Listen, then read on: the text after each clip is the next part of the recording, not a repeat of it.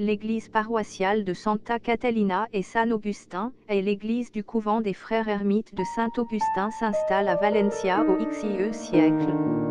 Ce couvent avait un cloître à côté de l'église, le jardin actuel adjacent, avec 16 arches par bande d'occupation.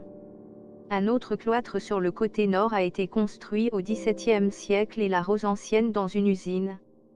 Au cours de la guerre d'indépendance, il sert de quartier général aux soldats français en 1812.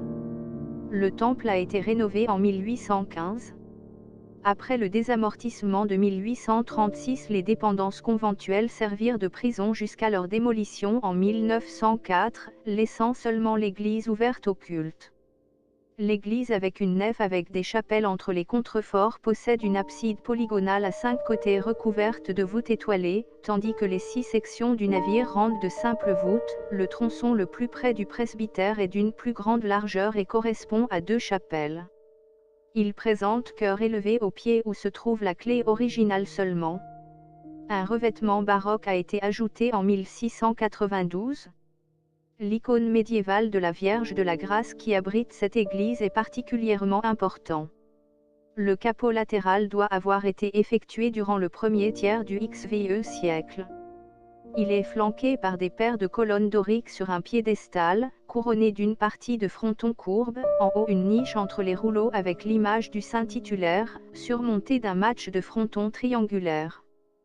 Après la guerre civile, il a été ainsi touché qu'il pensait que leur démolition. Javier Grelich a prononcé un discours, en 1940, ce qui lui donnait sa historiciste aujourd'hui, apparence, avec parement de vieilles pierres sur le mur oriental, formation de dépendance bas au pied de l'abside et la disposition de la nouvelle morphologie gothique pour la façade sud et le clocher. Cette intervention est accusée dans la façade au pied et sur le clocher et cherche à reproduire la structure architecturale d'origine du bâtiment.